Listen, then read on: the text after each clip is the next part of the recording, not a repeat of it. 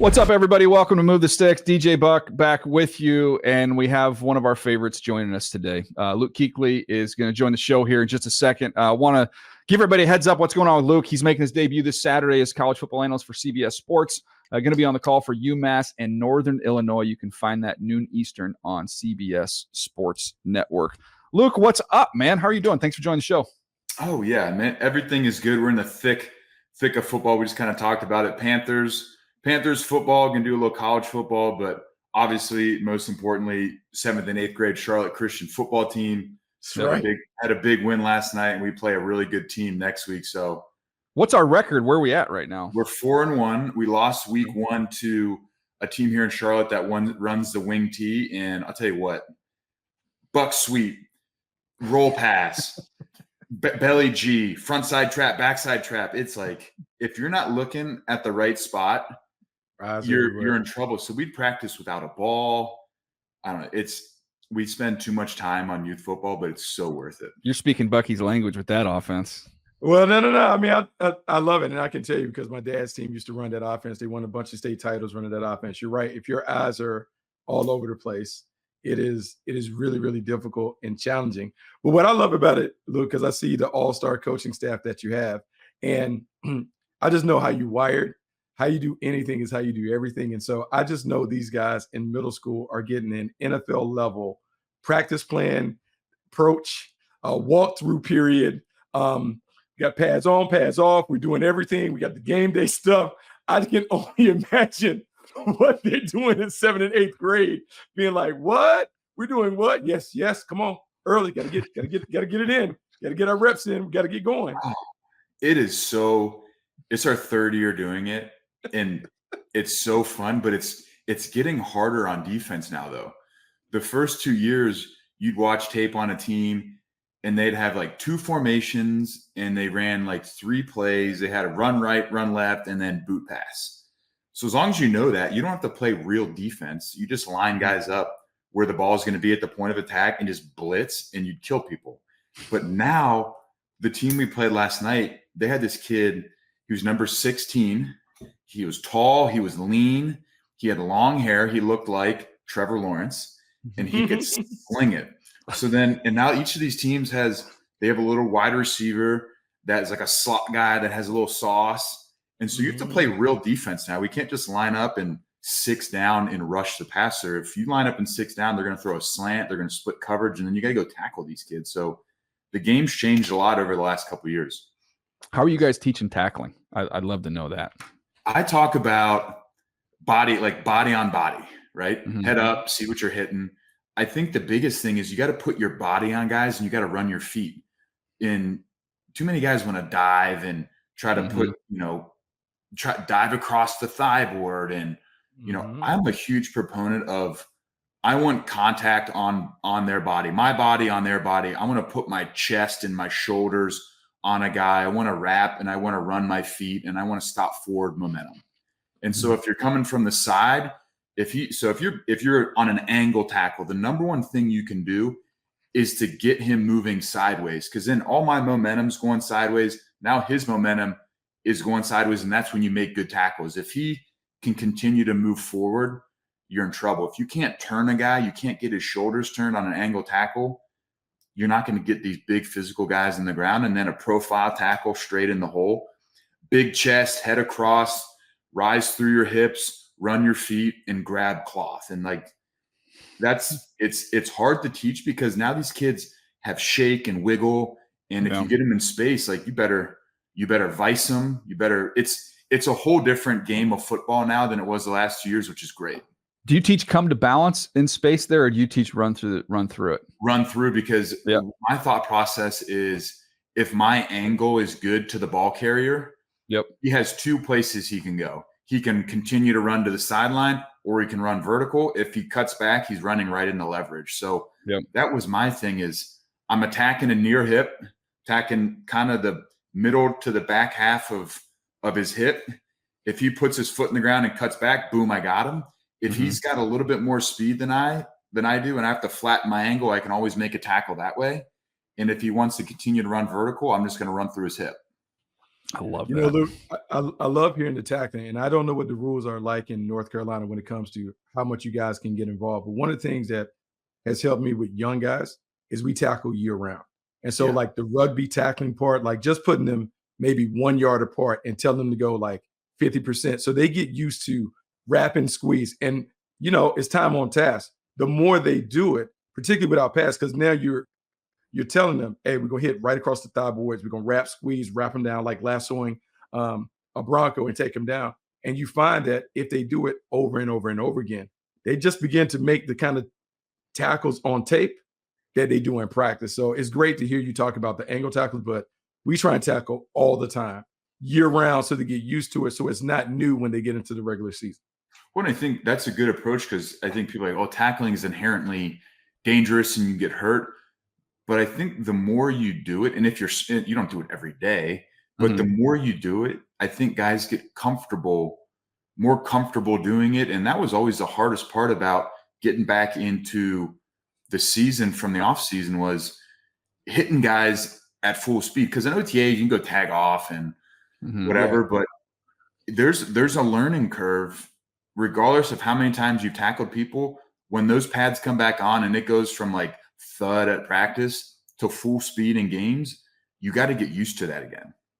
No, that's a great point, dude. I love all this stuff, man. I want to get on to some NFL stuff. Luke, you've been calling Panther games. You've been really around it on a weekly basis here. I want to get some thoughts, just defensive trends. If you've seen anything, if you've noticed anything, it seems like there's always a new, fresh thing, the new idea, and it usually spreads to the league fast. But have you seen anything thus far through 4 games that has jumped out to you from a trend standpoint? I think the amount of pressure that Brian Flores has brought this year has just been causing problems for everybody. I mean, that defense, you go in against San Francisco, and that he's got a good feel for, I think, that system. So there's that side of it of the Flores, I'm going to bring a ton of pressure. And then also there's the side of it that's, hey, we're going to sit back. We're going to play split safety. We're going to keep the ball in front of us. We're going to give up some yards on the ground. We're okay with that. We just don't want to get the ball thrown over our head. So I think there's kind of 2 trains of thought this year. It's heavy pressure. That works great. And then also, hey, let's play safe defense. Let's tighten up in the red zone. Let's try to create some negative plays early. But at the end of the day, no big plays, no balls over our head, and we'll live to play another down in the run game. Yeah, it's funny. So I want to ask you about that because it's funny that you bring up the Minnesota thing because I think everyone is trying to catch up to what they're doing. And what they're doing really comes from the collegiate level, where at the collegiate level, the hot thing is hot blitzes. Eyes blitzes is what they call 6-man pressure, 2 under, 3 deep, force them to deal with the pressure, but make the ball come in front. But then your hole droppers, your seamers are looking at the eyes of the quarterback. It doesn't appear sound on paper, but the Minnesota Vikings and a lot of people are having a lot of success. So as an underneath dropper, like you spend most of your life if you weren't blitzing, talk about playing eyes on the quarterback and how you can make up ground by reading the quarterback as opposed to worrying about the man and where they're going. I think the thought process is it's a timing game, right? So if we send 6, somebody's not blocked, right? They're going to keep somebody in. The running back's probably not going to get out. So if I'm looking at the quarterback and I have my eyes on the quarterback and I'm playing with a little bit of depth naturally, those guys are probably playing off the inside receivers. Wherever that quarterback looks, if he takes a quick look, you're not going because he could look off. He's got enough time to do that. But if he's really locked in, that's where you're going because that's where the ball's coming out. Because if he holds it and he goes to read 2, he's getting hit. And I think a lot of times too, it's if he can go 1, boom, and go to 2, and he can throw that ball, then it's on the rush. So these droppers, eyes on the quarterback, sit back, see him wherever he looks, boom, find my receiver. But then the stress of the defense comes on those guys. They have to tackle. You got to be able to tackle. And that's where the stress on it comes. But I think Flores and all these guys say, hey, my 6-man pressure is going to get there. We're going to sit back with vision. Wherever that first look is, boom, I'm going right now to the nearest receiver. Did you guys ever change the leverage, Luke, on the defenses you were on, just in terms of watching these young quarterbacks every week? And you saw a little bit with Bryce, but when you see these young quarterbacks, they're so reluctant to work in the middle of the field. Yeah. Did you guys ever change leverage and just say, we're going to, against some quarterbacks, usually younger quarterback, we're going to try and funnel, we're going to try and make them work in kind of the chaos and the noise in the middle of the field? Not necessarily in that, because if say they're running a slant, say it's I don't know, say it's empty, right? And it's the three sides to if I'm playing defense, to my left, and backside they run a slant and everything front side's gone. That slant, and they catch a slant, it's gone, It's right? going, yeah. But what I think you can do to change the leverage, when you brought that up, the first thing that I thought of is say it's one hole, right? So deep safety in the middle of the field. I got a plug player that has no responsibility except just kind of patrol the middle of the field in the 5 to 10 yard window. Your natural leverage as a slot defender is going to be outside leverage. You're going to funnel everything inside. And if a quarterback sees that, he understands, hey, they're playing man coverage. There's going to be some sort of low hole hook player, could be alert player from the safety position. I know that. So like Bryce is smart enough. These young quarterbacks are smart enough to see that. But I think what happens is if you line up outside pre-snap, blue 18, set hut on the snap, boom, stem inside. Now it turns into 2-man. You know what I mean? Or you flip it, you go inside leverage, looks like 2-man. On the snap, you line up outside. The quarterback's like, boom, I got an inside win right away. Throw it on his chest, boom, that alert player comes in and picks it. So that was more our approach on leverage was, line up inside, boom, on the snap, get to outside leverage. So I think that's just a way to disguise and show something different. I love that. Luke, you talked about like two trains of thought. So we just talked about pressure, but the other part is you have a lot of defensive coordinators say, hey, man, I'll let you run all day and we're going to tighten up in the red zone. We're not going to let the ball fly over our head. We're going to keep the score down by doing that. As a defender who likes to get after it, as a defensive coordinator, how do I get you guys to buy into, hey, don't worry about the run leaking a little bit. Yeah. Our overarching thing is no big plays, tackle well. We're going to do all our tricks and stuff in the red zone. So I came from the mindset of old school, limit the run game, single high. We'll play really well in the passing game because we know what our job is. But if it gets hard as a linebacker to have that ball just push on you, right? If you're two gap and if it's split safety, it's a 6-man box, 7.5-7-man box, it gets hard. So I think as long as the message is clear from these defensive coordinators that, hey, stop it for 4.5, 5 yards. We can't have 20-yard pops. If it's 4 yards, 5 yards, good. We're going to get a negative play every once in a while. We understand that it's hard. I'm like, okay, great. But then when we do get in the red zone, I have to feel that we've got a really good plan to force them to kick field goals. So as long as the defensive coordinator takes the ownership and says, hey, look, guys, I know we're not going to limit every run to 3 yards or 2 yards. We can't have any pop on us. If it's 4 yards, I can deal with that, right? In split safety specifically. And then when they get in the red zone, here's my plan to create turnovers and force field goals. And if I'm like, hey, you know what? I like it. You take ownership. We've got a really good red zone plan. Then I think most guys are going to get on board with that. One of the things we've seen, Luke, just every year, there's innovation with motion. Every year you're seeing everybody's trying to do the newest thing. One of the things this year that's been interesting, not what Buffalo's doing is nuts, like what the way they've been moving guys around. But to me, what's jumped out, I was talking to Kurt Warren about this the other day, was the speed of motion now. Like, dude, it used to be almost like it was an indicator, it's a coverage indicator, kind of mosey along. Like, dude, like now they are rolling on motion. Well, you think about, all right, so say it's 2x2 and the slot receiver motions to 3x1. There is no stress on anybody in the second level of the defense for him to get out front side. He's motioning across to make it 2x2 to 3x1. And you're like, he's just going to move over there. Nickel comes over, Mike and Will switch. You can figure out rotation.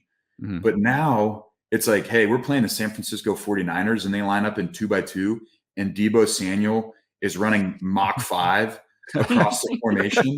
I don't know if he's getting the ball. I don't know if he's running a pass route. Now I have to get, hey, is this zoom motion? Because if it's zoom, I have to bump. It's just the more speed that happens pre-snap on the offensive side of the ball, the more stress it puts on a defense. And it makes playing the run game really hard because you can't get downhill. All your movement as a backer is lateral. It's just stress on the defense is caused by pre-snap motion and the speed at which they do it. Luke, so you played with a few different teams where you've had older guys, you've had younger guys. There are a lot of guys that are coming right in the draft and playing right away, particularly in the secondary. So if you're the linebacker, the communicator guy, how do you make sure that all your young guys are on the same page when you don't play a simple Simon defense? You do have a lot of checks and AFC type things where they have to know what to do. Like a lot of it starts, I learned a lot from Thomas Davis on the value of relationships in the locker room as dudes, right?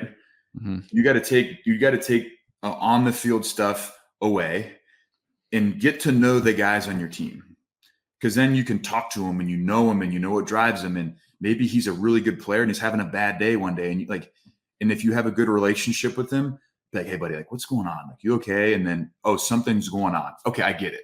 So I think that's number one. And I think number two, the communication has to start day one when they get there.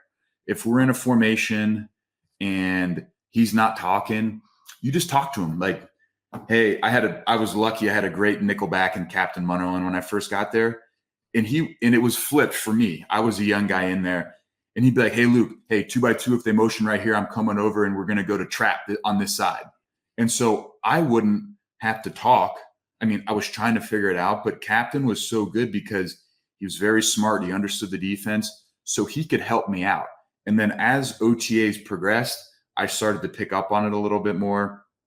And then training camp comes, and it's a slow, gradual build. So then when I would get young guys in, I treated it just like that with Cap. Hey, young guy's in, he's playing safety. I should know all the calls being in my, couple years in. So I'd be like, hey, so-and-so, hey, we got a weak side rotation right here. We call it Lou and Rose. That's what we called it. Like, Lou, you're coming down right here. And then as time progresses, if you just work with these guys and hang with them and talk to them and explain stuff with them, they want to do a good job. And slowly over time, we found that you get to know the guys on your team, you form a relationship, you talk it through them with them on the field and in meeting rooms and walkthroughs, and you really make it a point that communication is important. They just pick up on it and they played enough ball that they understand what you're trying to do. Maybe terminology is different, but relationships and starting at day one are super important.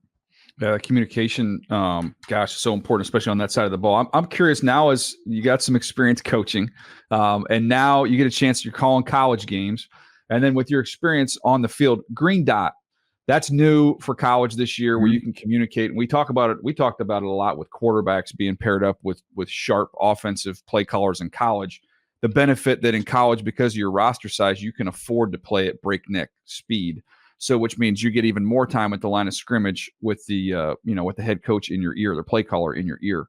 As a coach defensively, if you're a defensive coordinator in college, what are there innovative ways you could use the green dot with your communication to maybe take that to another level defensively that people haven't thought about?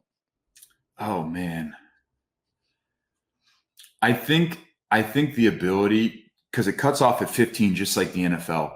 Yeah. So the ability to have formation recognition from the sideline is really good, right? So say it's 2x2, they break the formation, boom. The players got a lot of stuff to think about on the sideline or on the field. But if I'm a coach and hey, it's 2x2, it's gun far, it's an obvious passing situation, boom, they're trying to get back on track. It's 2nd and 10. Hey, Luke, top concepts are spacing, slant flat, and drag it. Boom, got it. That's huge. Think about how different that is for this kid versus flying blind to now you look like a wingman out there with you. So I've got we played the Arizona Cardinals in the playoffs in 2015. This is after the 2014 season. So we played them in 15 playoffs and the 16 playoffs. But the last play of the game, we were playing Arizona at home. They were in the high red zone. We were in cover 2. And my linebacker coach, Al Holcomb, he's up in Buffalo now. They broke the formation. I'm looking, I'm like, that's weird. Like Larry Fitzgerald in the slot at number 3. Al Holcomb from the sideline says, number 11 in the slot, all go. And I was like, done. Yeah. I totally ran past number 3 running down the field and went right to Larry. And so it looks like I knew exactly what was going on. But that little thing right there was so big, right? Mm-hmm. hey, situation, Larry's in the slot, cover 2, stress is there, go get it. Mm-hmm. And then on the offensive side of the ball, the one thing that you can do as an offense, this is what the Saints used to do with Sean Payton. He would hold personnel. He'd probably call the play in the Drew. So it'd be like Drew, 5 offensive linemen, and a tight end. Mm-hmm. And then he'd have like Sproles, Mark Ingram, Mike Thomas, Marcus Colston. And we had packages for all those guys. Mm-hmm. He'd call the play to Drew. He'd wait till 15, send all those guys in. Our earpiece is dead. Yeah. So then now I have to look to the sideline. It's like 21 Sproles, Colston. You're like, oh, shoot, get everybody lined up. So it's a cat and mouse game. But on defense, it's, hey, the amount of input that you can get before that thing cuts off at 15 is huge. And then on the offensive side of the ball, play the game a little bit too. So, Luke, it's funny you bring this up because at the end of the college football playoff last year, Nick Saban talked about the challenge of playing Michigan. Wasn't that they were a no-huddle, up-tempo team, was the fact that they were a huddle team.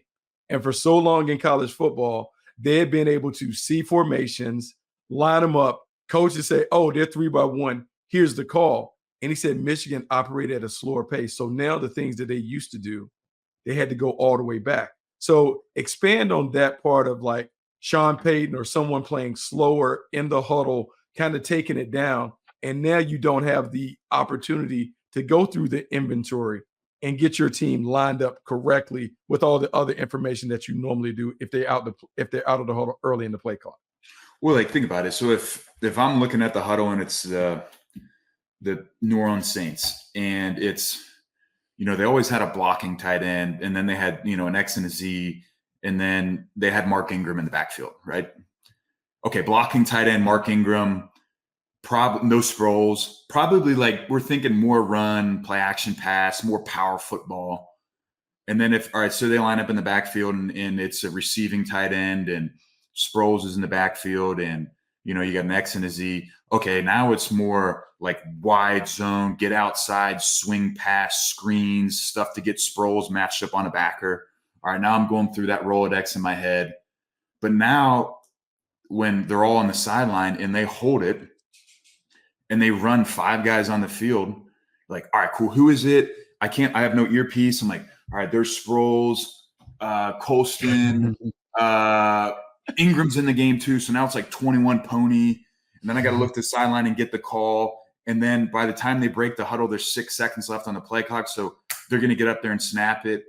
There's just not enough time to really go through your progression where if a team lines up in 21 personnel, and that's what it is in the huddle, and I can see the running back and the fullback and the tight end, like, I'm like, 21, like, okay. And then they break the huddle and slowly come up and they're looking around, they're trying to see rotation. Like, you got so much time to figure out what's going on. But if they hold personnel, they bring them on late, they get up to the line of scrimmage, they snap it. It's a different game.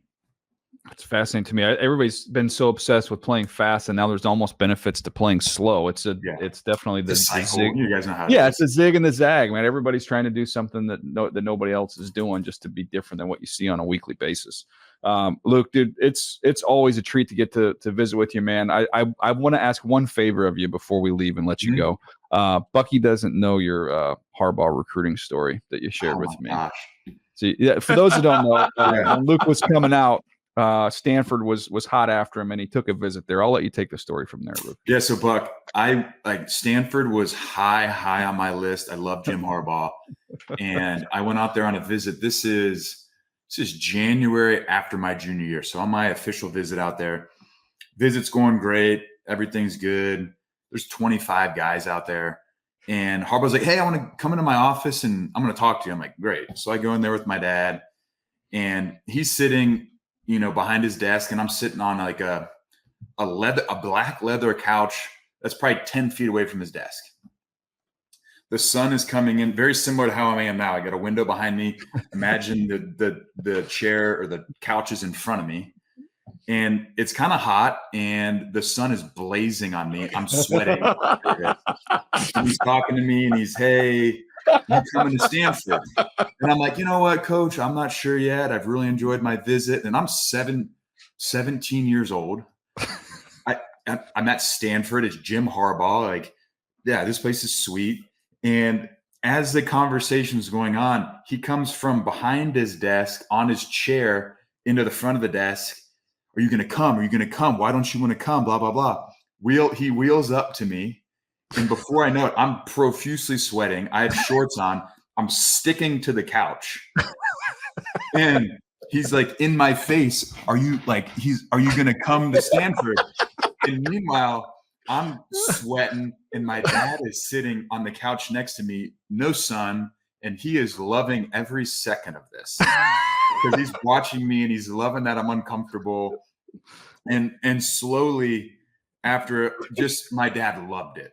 I think he got to the point where he's like, hey, coach, you know what? We've really loved our visit. I don't think Luke's ready to make a decision, but he's certainly interested in coming here to Stanford. And Jim Harbaugh's like, oh, great. That's all I needed to hear. Love it. And so then I ended up obviously not going to Stanford. And so I'm coming out for the combine. I'm at the combine. I'm walking around, that big atrium where the teams interview everybody. Yeah. And who do I see? Jim Harbaugh. And he comes up to me. I'm like, what's up, coach? He's like, hey, man, great to see you. And he makes some like comment. He's like, yeah, I think we're thinking about drafting you. And I'm like, hey, no, you're not. You got Navarro Bowman and Patrick Willis. And of course, he starts laughing. And he said, hey, you broke my heart. You didn't come to Stanford, blah, blah, blah. And I was like, I know, coach. Like, I'm sorry, but guess what? He's like, what? I said, you would have broke my heart too. I would have come to Stanford for a year or two, and then you would have left to go to San Francisco. And of course, he starts laughing again too. So he's awesome. He's a football guy, and we've had a good back and forth. You recruited me in high school. I never saw him in college. I came out for the combine. I saw him there. Played against him when he was in San Francisco. So he's awesome. That's a great story, isn't it, Buck? He's always on something. Like it's always something. He was wearing cleats during the game when we played out there. Oh yeah. Did you see him with the gloves and the warm-ups? He goes out there and catches balls with gloves on. He's on during the game. Yeah. He wears them to practice every day. I love it. Yeah. He is all football, man. There's not an ounce of him. That's what he said. I mean, that's what his famous line is. I'm going to play football as long as I can play football. Then I'm going to coach football as long as I can coach football. And then I'm going to die. Like that's literally he said that's his life plan. So he's awesome. He's the best. All right, Luke, you're the best, man. We appreciate you taking the time. It's always cool. We never know where we're going to go, but it's just such a fascinating discussion, and love chatting with you, man. All the best. Calling that ball game again. That's on CBS Sports Network. Northern Illinois, UMass. By the way, we got anybody in that game that has you fired up or excited when you've been looking forward to this one? You know what? It's funny. You're gonna laugh at me. They've got Northern Illinois has a fullback, Brock Lampy, and he is old school. They give him the ball in short yardage. He just runs through guys' faces. They run some gap scheme football with him, and he is physical, and I love it. I love it. Yeah, he's a fullback, but he just plays. He plays football the right way. Next, Michael the Burner Turner there. Is he in Northern Illinois or UMass? Northern Illinois guy. Yeah, he's a Husky, man. That's freaking the home of Michael Turner. Let's go. Here we go. All right, he'll put him on the list. We'll get a chance to watch him as we go forward. All right, Luke, appreciate you, man. All the best. Have a great weekend. Thanks, guys. All right, well, that's going to do it. Again, can't thank Luke Kuechly enough. Just a total stud. Love getting a chance to talk with him. Feel like we learned something each and every time. Hopefully you did as well. He is the best. We've got another episode coming your way tomorrow, so be on the lookout for that. See you next time right here on Move the Sticks.